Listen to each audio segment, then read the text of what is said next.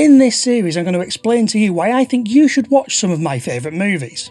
To do that, I'm going to tell you 10 things I love about Terrifier. In this video, I'll be hitting you up with some facts and opinions about this crazy cult classic, so spoiler warning up front. Terrifier is a gory indie horror released in 2016. The film is the brainchild of Damien Leone. Not only is he the writer and director, but he's also a makeup and special effects artist too. The film stars Jenna Kanell, Samantha Scaffidi and David Howard Thornton as Tara, Victoria and Art the Clown. The movie is essentially a night with Art the Clown. He spends most of his time destroying bathrooms and tormenting people to the point of insanity. And if that wasn't terrifying enough, once he's had his fun, then the real torture begins. On this particular adventure, we follow Art the Clown as he stalks two women, Tara and Dawn, who are on their way home from a Halloween party. He follows the pair to a pizzeria, and after freaking them out and leaving his mark all over the restaurant bathroom, the clown is thrown out. Get over here! All night with you, you...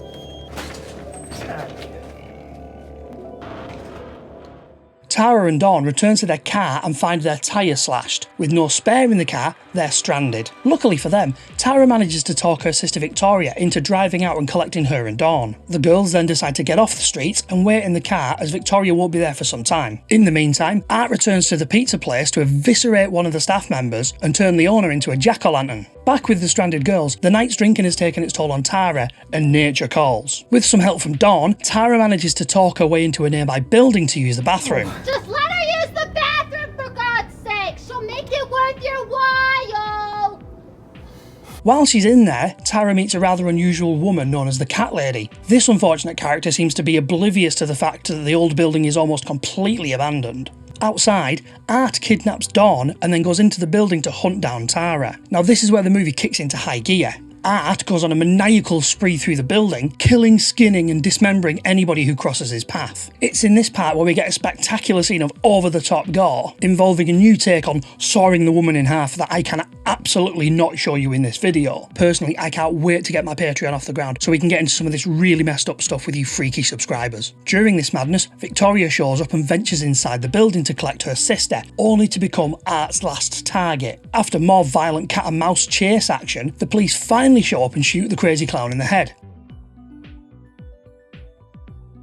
He's taken away to the morgue and we never hear from Art the Clown again. Or maybe we do. As of recording, this film has a 55% tomato meter rating and a 52% audience rating on Rotten Tomatoes. It also comes in at 2.6 out of 5 on Letterboxd and 5.6 out of 10 on IMDb. Hardly surprising then to see a divisive movie like this splitting audiences right down the middle, if you know what I mean. Right then, with that out of the way, we're off to the top 10. Rules are simple. If you learned something, give the video a thumbs up, and if you've learned nothing, let me know in the comments what Terrifier trivia I might have missed. Number 10, the evolution of the villain. This is actually the second incarnation of Art the Clown. Mike Giannelli played the Killer Clown in the Ninth Circle short and the Terrifier short from 2011. These were then folded into the feature-length horror movie All Hallows Eve from 2013. The version of Art in Ninth Circle may look more human, but based on what happens in the story, it's safe to say this creepy clown has always been a supernatural menace. By the time the 2011 Terrifier short came along, Art looks a lot closer to what we would expect of the putrid Pagliacci. Michael Giannelli decided not to reprise the role in the 2016 feature due to how long it would take to apply the heavy prosthetics and makeup.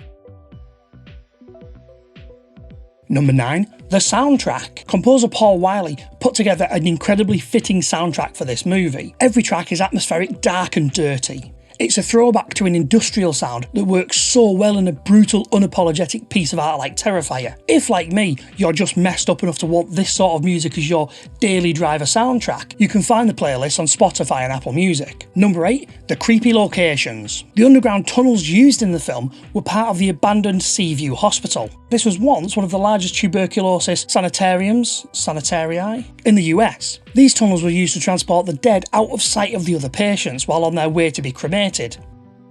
Number 7, a film length of 84 minutes. In a world full of movie bloat with films running longer than 2 hours, I am so happy when I see filmmakers tell their stories in 90 minutes or less. To be fair, this isn't 90 minutes packed full of narrative. It's mostly chase scenes and a clown running around doing his clown business with lots of gore. But that's what I signed up for with a film like this. Number 6. Creepy clowns in the zeitgeist. Will the Exterminator is played by Michael Levy, who was also the Staten Island Clown. This character apparently started the viral scary clown craze in 2014, 2 years prior to the Great Clown Panic of 2016, the same year that this film was released. Number 5. The Brutal Tone. Damien and Leone had a clear vision for these films. Make them as brutal as possible, and whether you like it or not, you can't deny he succeeded. I find it difficult to believe that they managed to build on the Terrifier short from 2011 and make it something even more vile. It's awesome. Number 4. Commitment to the role. Jenna Kanell insisted on remaining tied up between takes of the scenes so that she could feel psychologically as if she was tied up when filming.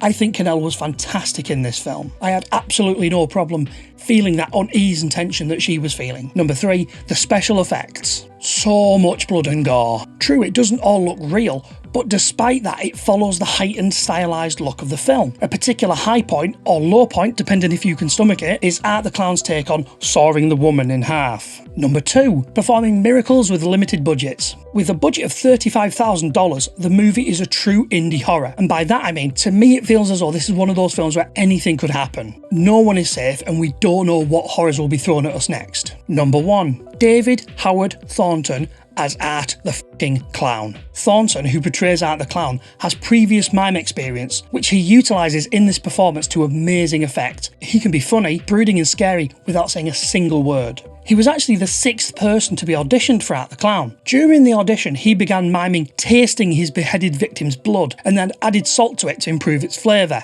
This is what won him the role. The contrast between the clowning and killer sides brings both into much sharper focus, and for me puts Art the Clown at the head of the line to be inducted into the Horror Monster Hall of Fame. Thanks for watching this video. If you enjoyed it, please remember to give it a thumbs up and subscribe if you haven't already. Also, let me know in the comments if you love or hate their Terrifier movies. Check the recommendations for more content from Frights and Sprites. Thanks and stay spooky.